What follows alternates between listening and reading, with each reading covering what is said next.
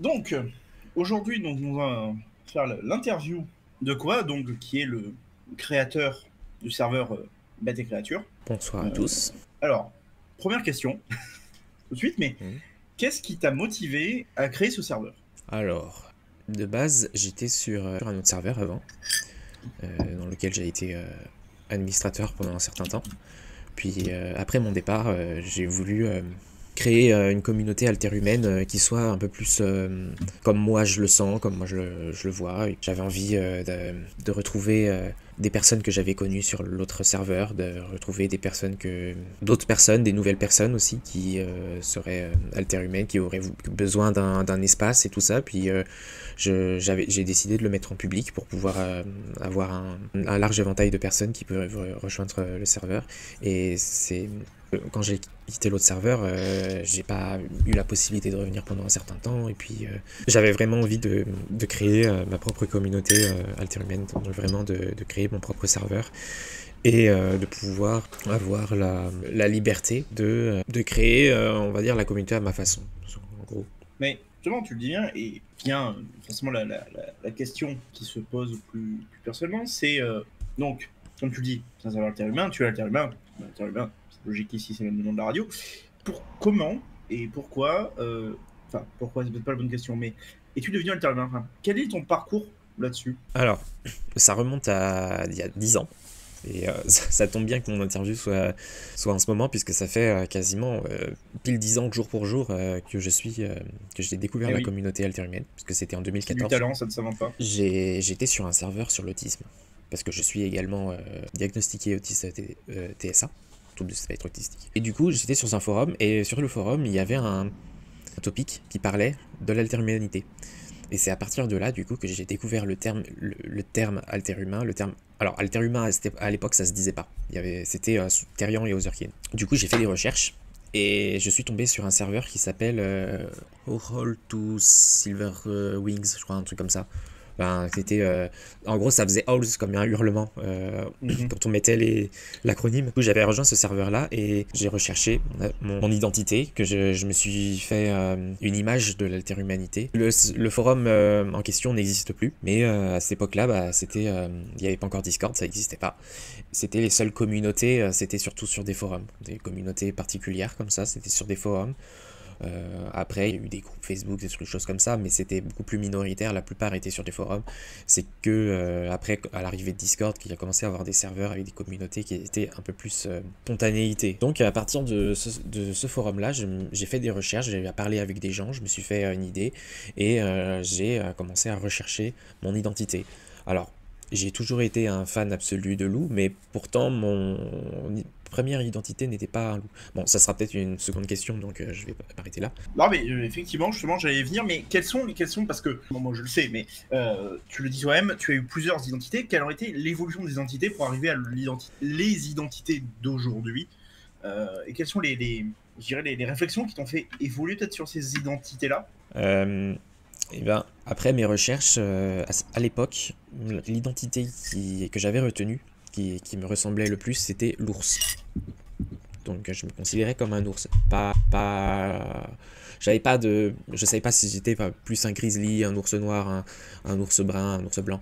Je savais pas encore, mais j'ai toujours l'identité ours d'ailleurs, toujours. Mais j'ai eu des phases où je réfléchissais à une seconde identité. Alors j'ai pensé à un moment un raton laveur ou un mustélidé, mais finalement ça me convenait pas. Alors mon animal préféré à l'origine c'était le renard. Quand j'étais petit alors quand j'étais petit ça a été les tigres pendant un moment, les grands félins, puis les renards. C'était mon animal préféré, et le loup en seconde position, qui était aussi mon animal préféré, mais je me considérais pas comme un loup. C'est que après, en fait, j'ai petit à petit découvert que l'identité de loup me convenait sur beaucoup de points. Pas forcément sur tous les points, parce que en fait, on peut pas, même quand on a une identité, le fait qu'on soit également humain fait que ça correspond jamais forcément sur tous les points, puisque voilà, sinon ça voudrait dire qu'on est à 100% une espèce qui n'existe pas, enfin c'est pas possible. Et du coup, le loup, et en fait finalement je me suis rendu compte il y a quelques années que c'était pas en fait le loup sur lequel je m'identifiais, mais le loup-garou. Donc vraiment le loup-garou de la mythologie.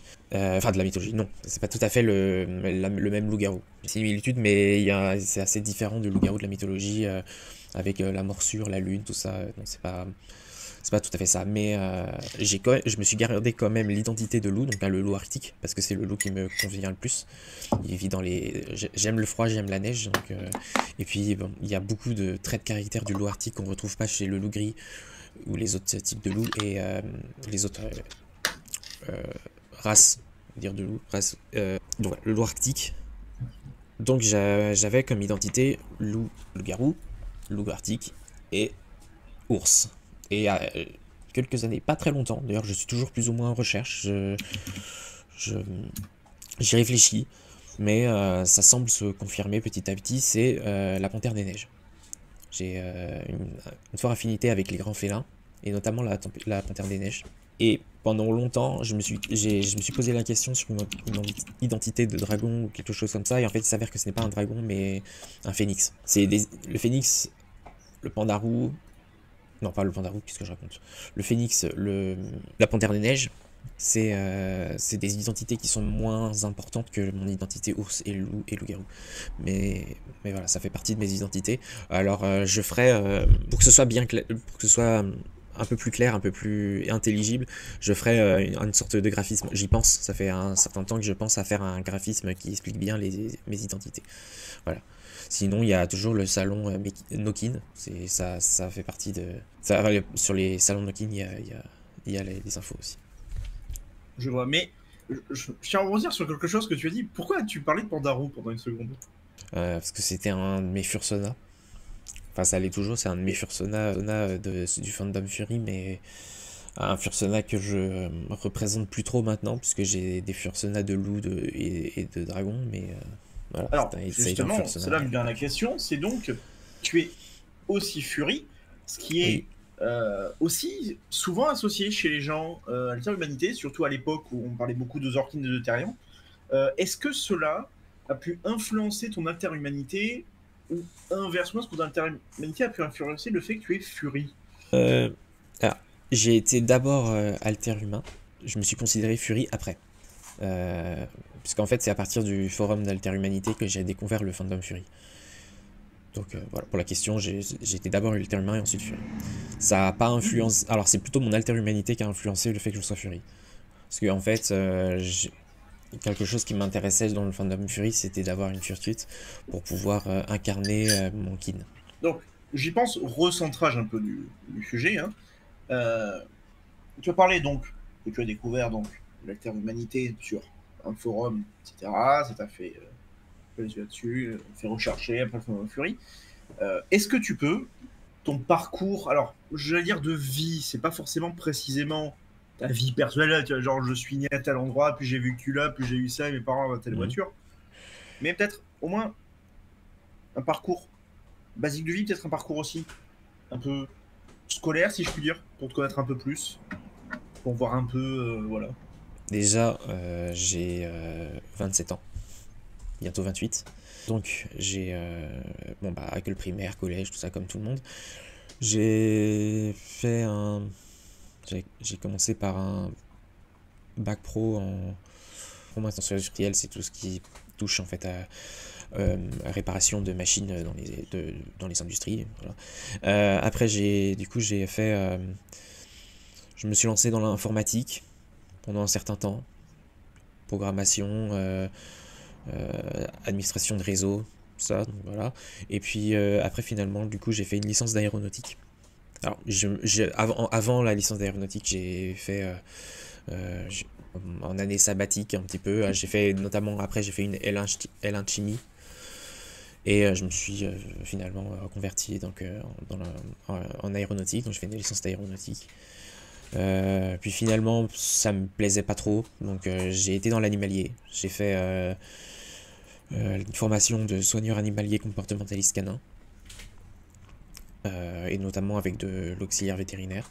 Là je suis donc en année pareil, en année sabbatique pour je pense soit je continue dans le domaine animalier, soit je me lance je retourne dans l'informatique électronique.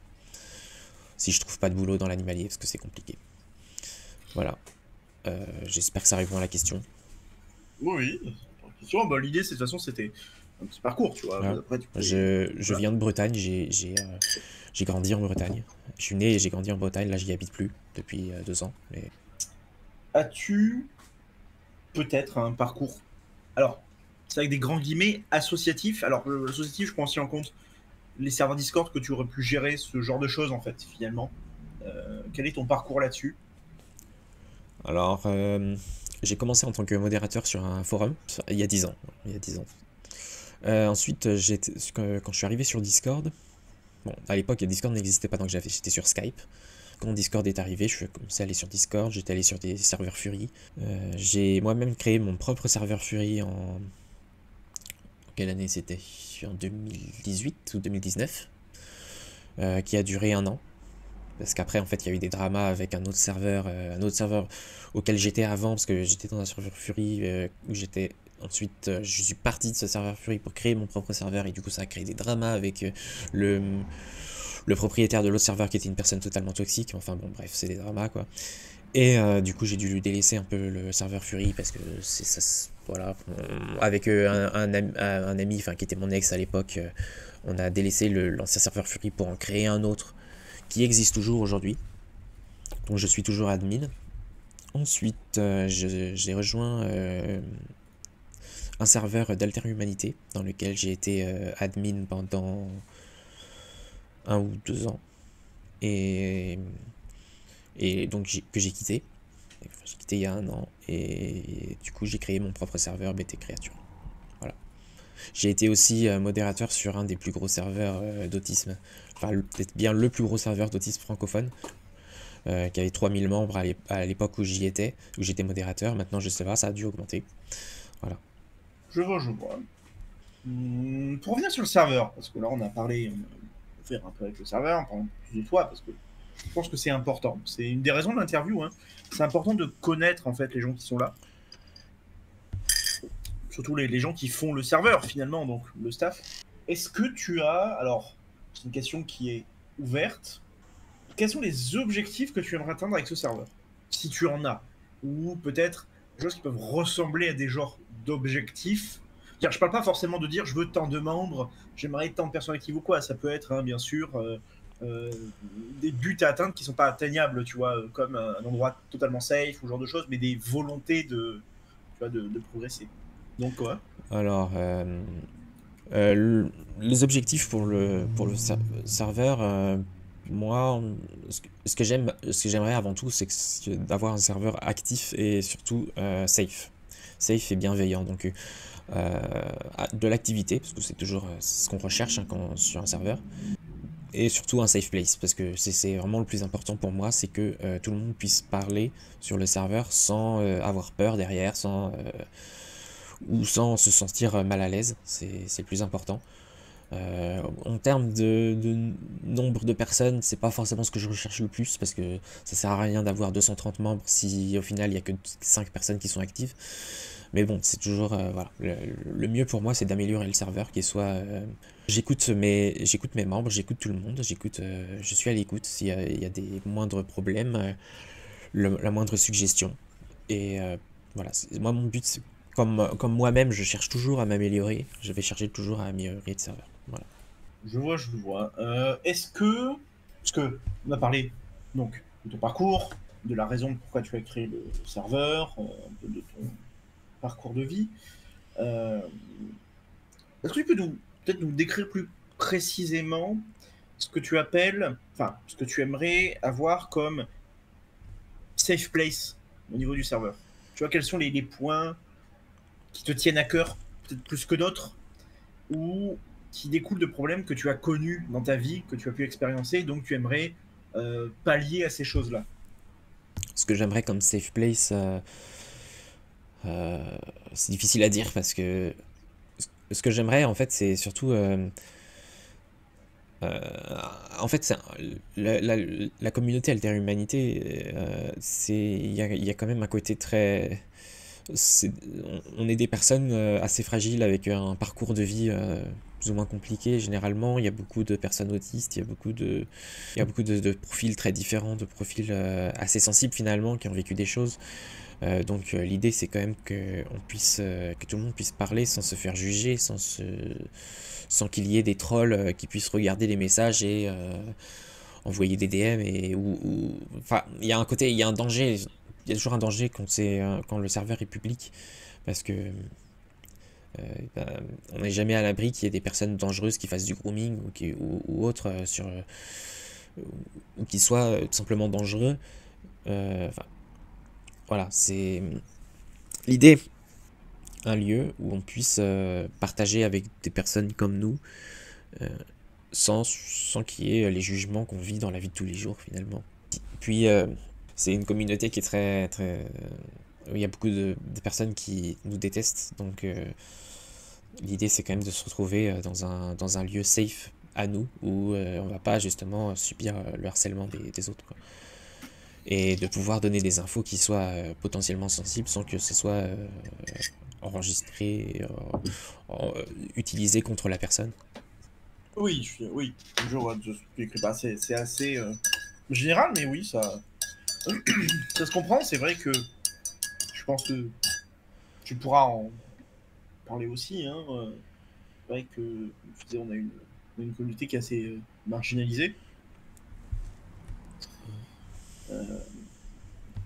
Allez.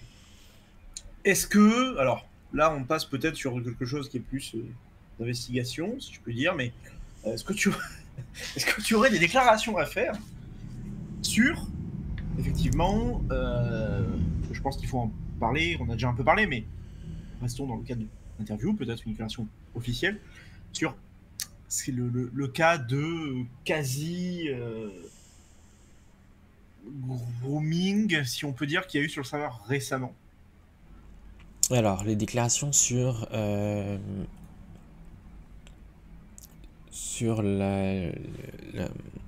personne qui avait fait du grooming, c'est ça?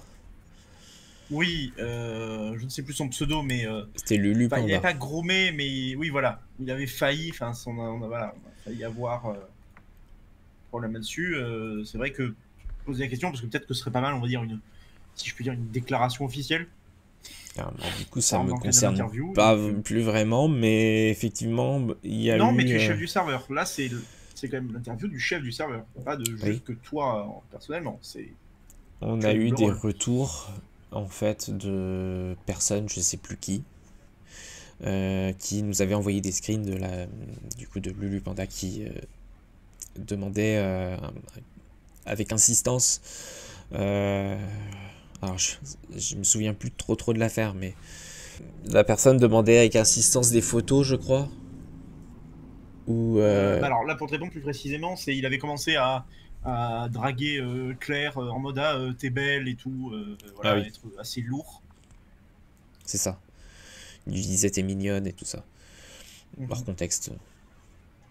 Du coup, on a eu des retours d'autres personnes aussi. Et du coup, ça nous a suffi pour avoir des preuves pour le bannir, simplement. Mais donc, est-ce que ce qui est arrivé avec lui a provoqué un changement des règles du serveur ou de la vision que tu as, toi et l'équipe de modération, de la modération du serveur? Oui, bah ça nous fait nous poser des questions par rapport à la validation des nouveaux arrivants et par rapport à, en fait, finalement, c'est ce qui nous a conforté dans l'idée de rendre les présentations plus strictes. Alors c'est toujours pas fait, mais c'est ce qu'on va faire en fait prochainement. Bon, c'est à moi de faire les travaux, il faut que je m'y mette. Mais une présentation plus complète et des admissions pour nous qui soient plus strictes et également des paliers sur le serveur pour que les membres qui soient anciens et qui soient, on va dire, bien et puissent avoir un safe place sans qu'il y ait des gens suspects qui puissent les voir. Parce que même si on fait finalement on valide, on peut, en fait il y a des gens qui peuvent faire une présentation qui est très bien, on va la valider par bénéfice du doute, parce que de toute façon on peut pas savoir si la personne sans preuve, sans quelqu'un qui vienne nous le dire, on va jamais savoir si la personne fait des choses immorales ou mal ou voire illégales. Euh, on saura jamais. Donc c'est pour ça qu'il y a les paliers, les rôles de palier sont importants aussi pour qu'on puisse valider une personne en étant sûr que cette personne est safe. Mais c'est-à-dire qu'il y aura en fait deux présentations, en quelque sorte. Une présentation pour arriver en tant que membre du serveur, une présentation pour arriver, on va dire, dans le cercle des personnes actives. Bah, on passe sur des questions plus d'opinion. Je pense que c'est aussi intéressant. Ouais. Parce qu'on a mal vu, on a parlé du serveur en tant que chef du serveur, etc. Pourquoi tu as voulu le créer et tout, les expériences que tu avais. Certaines personnes sur le serveur, c'est un ton journalistique, hein, qu'on soit d'accord, je dis pas qu'il y a des gens qui m'ont dit, hein, c'est précision, mais ont remarqué que les acceptations au niveau du serveur étaient à partir de 13 ans et se posaient des questions. De pourquoi, cette 13 ans c'est très jeune, pourquoi 13 ans, pourquoi pas 15 ans, pourquoi pas 18 ans? Alors 18 ans, il n'y a pas vraiment d'intérêt puisque on n'est pas un serveur NSFW. Après, 15 ans, c'est pas déconnant puisque en fait, là, en fait Discord, dans la charte de Discord, c'est 13 ans parce que c'est la loi américaine. Et en fait, la loi américaine accepte accepte les personnes sur les réseaux sociaux à partir de 13 ans. La loi européenne, c'est 15 ans. Mais Discord étant un serveur américain, les lois sont sur la loi américaine. Voilà. Je connais beaucoup de serveurs qui acceptent les membres qu'à partir de 15 ans, ce qui est en fait ce qui est compréhensible. Parce que à 13 ans, la maturité est pas là encore. À 15 ans non plus, mais c'est déjà un peu mieux, si je puis dire. Après, c'est quelque chose dont on réfléchit aussi, parce que peut-être qu'on va monter l'admission à partir de 15 ans, parce que en fait finalement 13 ans, on trouve que c'est très jeune quand même. Après, les personnes qui sont vraiment actives sur le serveur, finalement c'est pas les personnes de 13 ans, donc c'est les personnes plus âgées. Donc finalement, ça serait pas un frein pour nous de d'accepter qu'à partir de 15 ans, d'autant que, soyons honnêtes, les gens mentent sur leur présentation. À mon avis, il y en a qui ont dit qu'ils avaient 13 ans, ils les ont pas. Mais bon. Dans le bénéfice du doute, on peut pas vérifier de toute manière, à moins de demander une carte d'identité, un truc comme ça, mais bon, là c'est question de données personnelles, on peut pas, mais voilà. Eh bien, effectivement. Après, de toute façon, bon, bah, mensonge, c'est un peu vérifiable. Pour rester sur, on va dire, le socle de l'âge, est-ce que tu as un avis sur ce que certains appellent les alterhumains de TikTok? Petit rappel, donc c'est toute cette communauté alterhumanité qui est sur TikTok, qui a cette grande tendance à beaucoup tourner autour du quadrobique et d'avoir un côté un peu, parce que c'est beaucoup de très jeunes, assez, je sais pas si c'est le bon terme, enfantin, mais assez basique, assez stéréotypé de l'alterhumanité. Bah, déjà, pour commencer, c'est quelque chose d'assez inévitable, puisque TikTok ayant une communauté déjà très jeune, généralement. Moi, je vous avoue que je suis pas du tout sur TikTok, hein. Je connais de nom, surtout, et de réputation, mais je suis jamais allé. Du coup, c'est surtout, voilà, c'est les personnes assez jeunes qui sont sur TikTok, et du coup, c'est assez inévitable dans le sens où, en fait, finalement, il y a une sorte de vibe qui s'est créée sur ce genre d'alterhumanité. En fait, il y a toute une... en fait, aujourd'hui, il y a quelque chose où les jeunes veulent se démarquer, finalement. Je dis pas qu'ils ne sont pas vraiment alterhumains. Euh, J'évite de mettre en doute les identités des gens. Mais je pense, sincèrement, dans mon avis personnel, que en fait, c'est surtout un effet de mode aussi. Énormément un effet de mode. Un effet de mode, mais pas. Enfin, pas vraiment un effet de mode, dans le sens où c'est pas la mode chez les jeunes, en général. C'est plutôt se démarquer. En fait, les jeunes, généralement, d'autour de 13, 15 ans, jusqu'à 17 ans peut-être, ont ce côté-là de se démarquer en fait finalement se démarquer en fait les jeunes généralement d'autour de 13, 15 ans jusqu'à 17 ans peut-être ont ce côté-là de se démarquer en fait finalement des autres. Généralement souvent en plus ce sont des jeunes qui sont pas les plus à l'aise dans leur peau. C'est pas les jeunes c'est pas les jeunes du collège qui ont plein d'amis et qui sortent tous les soirs. Non, c'est généralement plutôt les jeunes qui sont perdus, qui sont un peu seuls, et en fait ils vont trouver dans l'alterhumanité une sorte de bienveillance et en même temps une sorte d'identité, on va dire, une identité de se démarquer, une identité de se être, oh là, je suis un dragon ou un loup, c'est classe en fait, c'est ça. C'est pour moi en fait, là encore, hein, c'est mon avis personnel, vraiment, faut pas le prendre comme un avis global, enfin un avis objectif, c'est vraiment subjectif, c'est vraiment, je pense qu'il y a beaucoup d'effets en fait, moi j'ai grandi dans les années 2000, et à l'époque il y avait ce côté-là un peu de l'ado gothique, de l'ado emo, qui se démarquait en fait de ses camarades par ce côté, et puis voilà, ce côté un peu dark, un peu voilà. Et en fait il y a un peu ce côté là avec l'interminalité, et en fait le fait est de se montrer en plus, parce que sur TikTok et sur les réseaux sociaux aujourd'hui maintenant il y a beaucoup le fait de faire des vidéos, de se montrer, de faire des courtes vidéos. Il y a les shorts sur YouTube, il y a voilà, TikTok, tout ça, Instagram. C'est vraiment la mode en ce moment de faire des courtes vidéos de quelques secondes. Et ce qui est le plus visuel dans l'interhumanité, c'est de faire du quadrubique. Mais c'est pas uniquement. En fait, c'est que non seulement l'envie d'avoir leur propre identité par rapport aux animaux, à la thérianthropie et tout ça, et en même temps, le quadrubique, c'est vraiment le moyen le plus sympa en fait c'est vrai qu'il y a côté, voilà, bon, il y a le côté de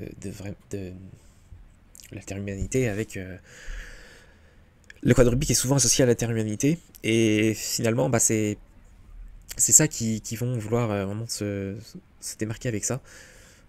Voilà, bah, j'ai fait un peu le tour, mais et surtout l'envie de montrer de se montrer en fait, de montrer alors voilà, je dirais que la plupart se considèrent alter-humains, pas parce qu'ils ont vraiment ils sont vraiment sûrs d'alter-humains, mais surtout pour paraître cool et faire du quadrubique et tout. Regardez, je suis un loup, je fais du quadrubique, je suis cool, je suis je suis dark.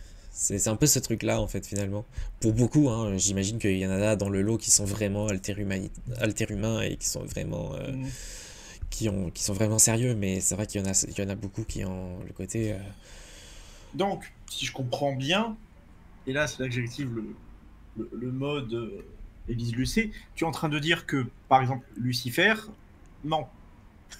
mais non, pas du tout. Non, je rigole. Ultra-violence. Tu es en train de dire que Ako est une personne malhonnête? Non. Non, mais oui, non, mais non, mais c'est intéressant. Donc, mais est-ce que cette prise en compte là, si je puis dire, du fait qu'il y a beaucoup, on va dire, alors c'est pas le bon terme, mais c'est le truc qui me vient à l'esprit, c'est d'hypocrisie finalement sur l'alterhumanité, ce côté un peu à la mode. Est-ce que c'est quelque chose qui est pris en compte dans la gestion du serveur? Dans le serveur, il y a une ligne de conduite. Je sais pas si tout le monde est au courant, en fait. C'est panneau info, tout en haut d'information. Donc c'est à lire, c'est intéressant. Mais les alter-humains qui viennent de TikTok ne sont pas interdits. On fait pas de discrimination là-dessus. Mais donc nous on fait pas de discrimination. Les jeunes sont acceptés même s'ils viennent de TikTok. Après évidemment bah on essaye de montrer ce qu'est. Alors, il n'y a pas de la vraie interhumanité, hein, c'est une question de vision, et il y a beaucoup de types de communautés qui n'ont pas tout à fait la même vision, même s'il y a quand même un tronc commun, il y a quand même un socle, hein, y a quand même des choses qui sont qui se retrouvent partout dans l'alternité, qui sont vraiment des règles, on va dire, dans le marbre, mais les autres, après il y a toujours voilà, des petites visions différentes d'un serveur à l'autre, d'une communauté à l'autre, etc. Effectivement, bah, la entre guillemets communauté TikTok ont une vision qui est pas forcément celle de BT Creature, qui est pas forcément celle des autres serveurs concurrents entre guillemets. Voilà. Effectivement, l'idée c'est d'éclairer les jeunes sur des idées qui soient un peu plus partagées par les... Ça commence à faire religion quand on dit que il faut éclairer les jeunes à notre alter-humanité. En fait, ce n'est pas le cas, c'est pas ce qu'on fait, mais les Alors, jeunes... je tiens quand même à faire un petit commentaire, effectivement, que tu as raison, Papkoa, ce n'est pas une religion.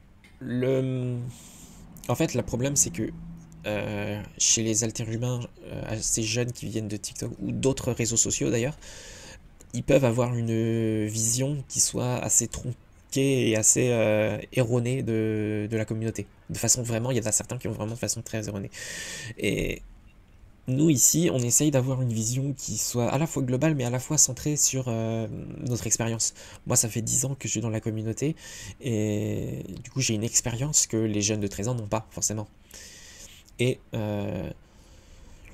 il y a l'alter-humanité il y a 10 ans, c'est pas celle qu'on a aujourd'hui. Il y a beaucoup de choses qui ont changé. Déjà, à l'époque, on parlait pas d'alter-humanité. Il y avait la communauté Therian et la communauté Otherkin, qui étaient deux communautés différentes, mais qui étaient souvent conjointes. Et il y avait des visions qu'on va dire peut-être plus élitistes, plus fermées à l'époque, beaucoup plus puristes. La communauté à l'époque déjà était il y avait beaucoup moins d'alter-humains, c'était vraiment beaucoup plus fermé. Puis TikTok n'existait pas, Discord n'existait pas, Instagram n'existait pas, ou c'était vraiment balbutiant. Il y avait très peu de gens dessus. YouTube, c'était les débuts. Donc ça, c'est vrai qu'à l'époque, on était vraiment fermé sur notre forum, et il y avait des côtés. En fait, il y avait des côtés. Du coup, moi, ce que j'ai fait, c'est que j'ai essayé en fait de regrouper à la fois les idées qu'il y avait il y a 10 ans et à la fois les idées qu'il y avait aujourd'hui, en gardant, on va dire, le meilleur de tout.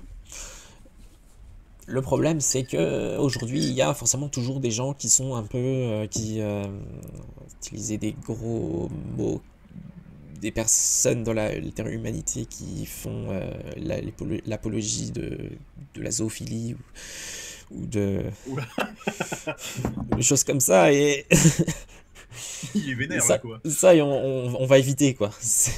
Mais en fait, j'en parle parce que c'est les risques. En fait, les jeunes sont très influençables, et aujourd'hui, il y a des risques.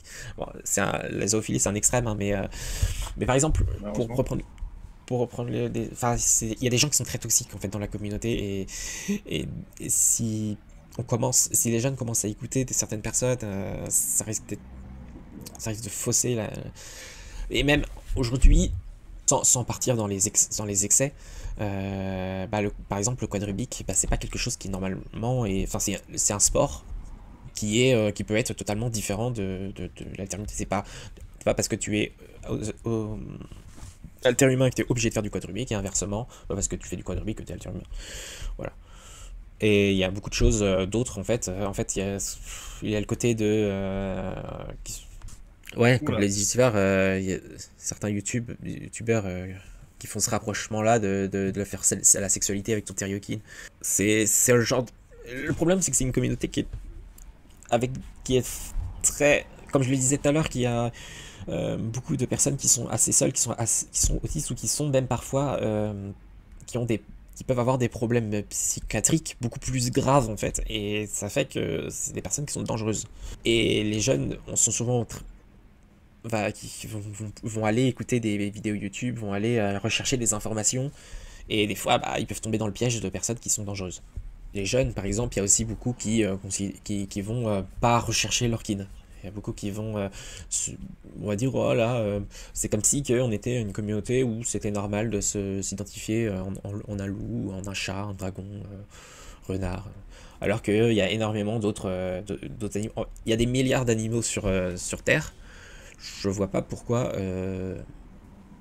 on s'arrête qu'à 5 ou 6 animaux.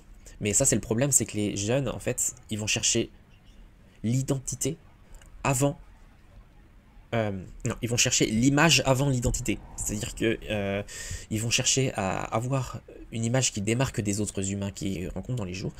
Faisons une sorte de schéma, c'est-à-dire que Mathéo, 12 ans, il est au collège, en 5e, et il se fait harceler par ses compagnons.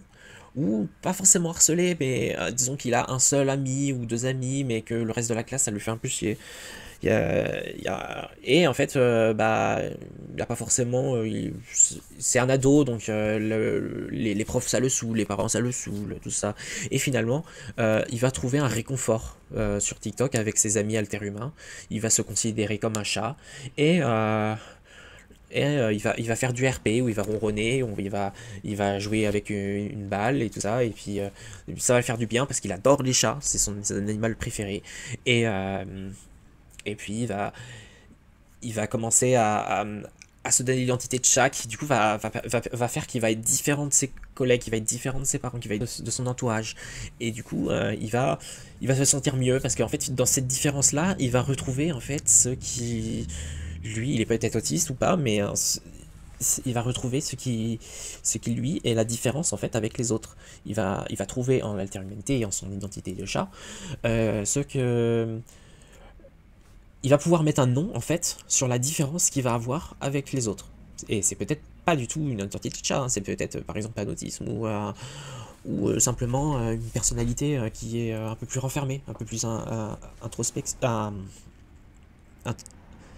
introverti, pardon. Mais il va retrouver dans cette identité quelqu'un qui est...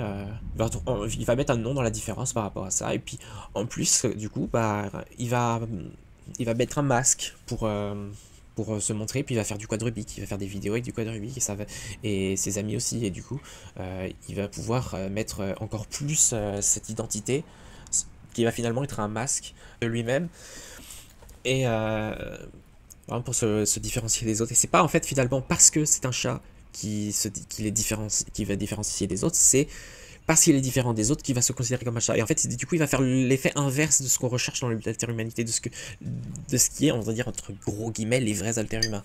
Parce que quand on est un alter-humain, généralement, bah, en fait, on est différent de la plupart des gens, parce qu'on n'est pas totalement humain.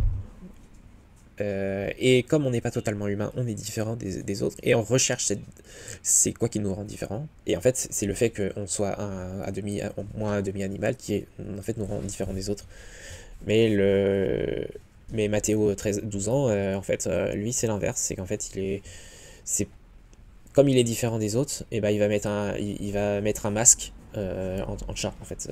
Je caricature énormément et c'est mon avis aussi personnel, mais voilà, pour moi il y a beaucoup d'intermédiaires qui font ça. En fait c'est simplement parce que pour se sentir important. Voilà, c'est le gros. Voilà, pour résumer, ils veulent se sentir importants et faire des vidéos en quad Rubik en étant un chat. Ah là, ça fait qu'il est spécial en fait. Voilà, c'est en gros, pour résumer, c'est ça fait qu'il est spécial. Donc ça veut dire que, si on résume vraiment, ça veut dire que, je prends ça au hasard, par exemple, ça veut dire donc que Lucifer fait ça pour se donner une classe, il fait des vidéos TikTok avec des masques en quad Rubik, parce qu'il a besoin d'être important, parce qu'il est au lycée, c'est ça? Oui, c'est ça en gros. Pour moi, alors, c'est simplement en caricaturant un profil de... Non, mais pas Lucifer, parce que Lucifer, je pense qu'il est honnête sur son identité, mais... Ça t'a dit oui, hein, mais bon... Non, je dis oui par rapport à ton exemple, mais... Désolé. C'est ça. Non, mais on apprend des choses sur toi, Lucifer, aussi, tu vois, c'est une interview croisée, c'est une nouvelle technologie, et on apprend aussi des choses sur toi. C'est pas ça. Non, mais oui, non, mais je pense qu'on a compris ce que tu voulais dire. Et c'est en fait, c'est une analyse qui... J'ajouterais que c'est une analyse qui est vraiment une très bonne analyse, ça fait un peu sur les pompes, mais non, c'est pas ça, c'est qu'il y a cette réalité-là, en fait. Ça, c'est quelque chose que... En fait, c'est quelque chose qu'on dit pas souvent, parce que c'est un peu comme le catch, tu vois. Tu vas pas dire que c'est mis en scène. Enfin, les gens le savent, mais ça se dit pas. Et là, c'est pareil, parce qu'il y a cette réalité-là. Il y a même eu des études, je précise quand même sur le sujet, hein, il y a eu des études. J'en avais parlé sur l'autre serveur, mais à l'époque. qui ont prouvé qu'il y a quand même un lien entre interhumanité et autisme, en fait, et différence. Et voilà. Donc, alors, c'est des études forcément qui n'ont pas fait partie des êtres humains et qui sont peut-être compliquées à accepter pour certains êtres humains, parce qu'en fait, ce que ça dit, c'est qu'on est alter humain surtout parce qu'on se fait rejeter de la société et que ça nous permet, nous, de retrouver en fait une normalité ou une identité et une communauté, en fait.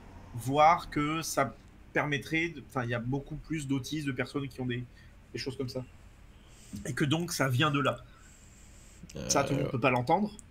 Évidemment. Parce que ça casse un peu le truc, quoi. Oui, alors, bah, d'autant que tous les interhumains ne sont pas autistes. Hein. Mais. Non, mais il y a une. Alors, tous les interhumains ne sont pas autistes et tous les autistes ne sont pas interhumains. C'est deux choses qui sont différentes, mais effectivement, il y a une prévalence beaucoup plus importante d'autistes chez les interhumains. C'est-à-dire qu'il y a beaucoup plus il y a beaucoup d'alterhumains qui sont aussi TSA, en fait, dans le sens où finalement on en revient un peu à ce que je disais tout à l'heure,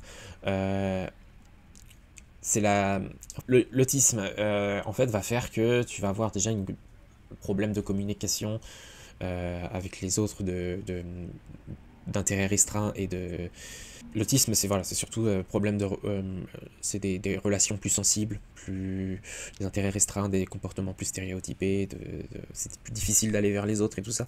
Et c'est il y a côté du coup d'avoir une différence en fait avec les autres, et en fait finalement la plupart des autistes en fait ont eu beaucoup de mal à l'école ou dans la famille et tout ça, dans le cadre familial, dans le cadre scolaire. Il y a beaucoup de différences avec beaucoup de je cherchais mes mots. Il y a un clivage. Voilà, c'est le mot que je cherchais. Il y a un gros clivage entre les autistes et les autres. On peut dire que c'est la même chose dans l'alterhumanité. En fait, finalement, l'autiste, il est entre guillemets bizarre, entre guillemets, dans son coin, entre guillemets, voilà, il est beaucoup harcelé, il est beaucoup il y a beaucoup de soucis finalement. Et on retrouve, en fait, finalement, on va du coup donner un nom à cette différence à travers l'autisme, mais aussi à travers l'alterhumanité. Finalement, les deux se conjoignent assez bien, finalement. Je vois. Bah, je pense qu'au niveau de l'interview, on peut s'arrêter là, parce que je pense qu'on a fait un peu toutes les questions, les opinions, te présenter, etc. Et bon, on peut passer à la seconde partie de l'émission. Qui sera un peu moins guindé, hein, parce que c'est sûr que l'interview, c'est voilà, donc qui est la. Alors, c'est très ouvert, hein, bien sûr, puisqu'on est sur ce qu'on appelait présentation du serveur. Alors, c'est pas simplement dire ah là, alors le serveur il est comme ça, il est comme ça. Voilà, on va parler du serveur.